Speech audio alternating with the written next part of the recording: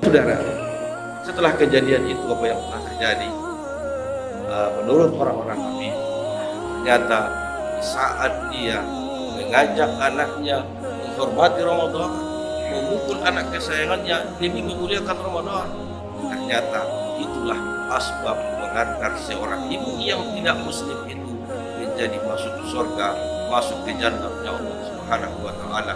Dia mendapat hidayah, dia mendapat husnul khotimah.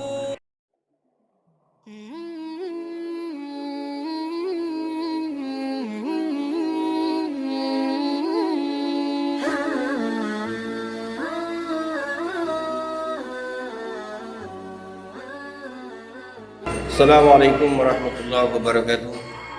Kembali kita bersyukur kepada Allah Subhanahu wa taala. Pada kesempatan ini kita masih diberi kesehatan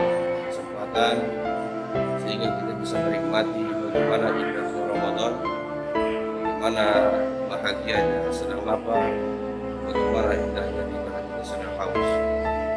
Salam salam selalu kita curahkan kepada baginda Nabi Muhammad SAW.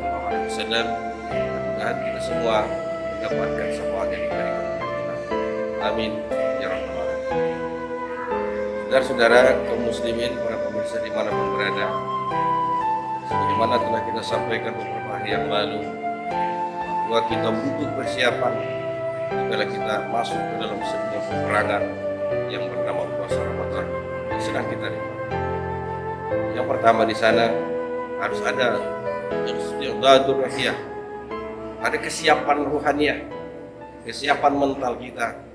Jangan sampai kita terbentur sedikit dengan sesuatu sehingga mental kita berubah. Aturannya iktikat yang sudah kuat menjadi rapuh, iktikat yang sudah penuh menjadi berkurang keimanan kita, dan sudah otomatis akan berkurang kita menikmati. Yang kedua, di sana ada isti'dadul jasadiyah, persiapan diri. Ini badan kita, ini seiring dengan apa yang telah disampaikan oleh baginda Nabi Muhammad SAW. Sumu tasihu, kata Nabi, puasalah kamu agar kamu sehat. Jadi sebelum kita melaksanakan puasa itu, para ulama sudah memberikan kepada kita al-isti'dadul jasadiyah. Harus kita jaga kesehatan kita, harus kita atur pola makan kita, cara minum kita. Kalau kita melaksanakan seluruh rangkaian ibadah puasa itu, mulai bagaimana Nabi bersahur, bagaimana Nabi berbuka, insya Allah kita akan masuk kepada sumu tasihu, puasalah kamu agar kamu sehat. Insya Allah kita akan diantarkan menjadi orang-orang yang sehat. Saudara-saudara kaum muslimin dimanapun berada, saat ini kita sedang sama-sama menikmati bagaimana enaknya tidak makan, bagaimana enaknya tidak makan. Bukan berarti puasa ini adalah mengurangi aktivitas kita, tetapi kita harus pandai mengatur aktivitas kita. Oleh karena itu, dalam hal menjalani ibadah Ramadan ini, tentu kita harus ikut berpesta ibadah. Kita harus mencari hal-hal, sesuatu yang kita lakukan dan terus mengandung unsur ada pahalanya di dalam. Karena kita ini sedang mengejar dan berebut pahala puasa kita di Ramadan.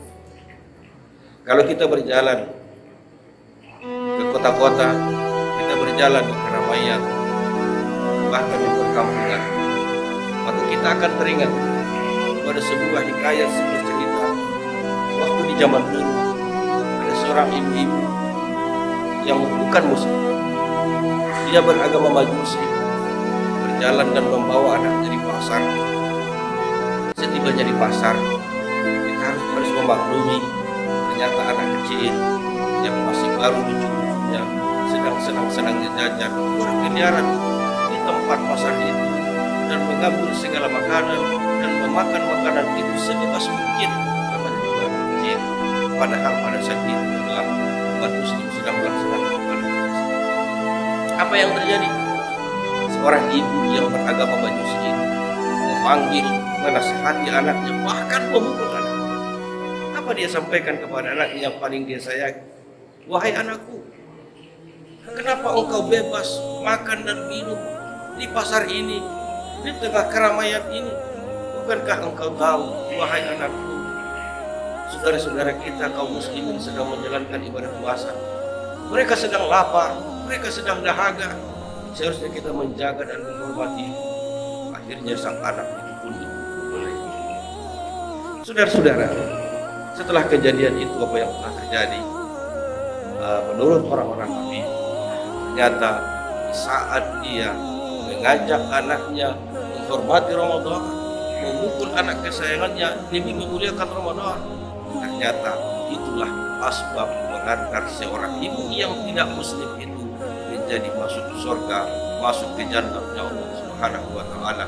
Dia mendapat hidayah, dia mendapat husnul khotimah.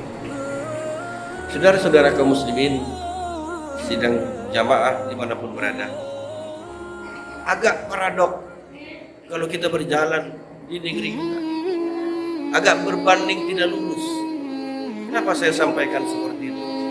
Barangkali kita ke pasar, barangkali kita hidup di kota-kota besar, banyak saudara-saudara kita bahkan yang seakidah dengan kita tidak menghargai dan tidak menghormati Ramadan.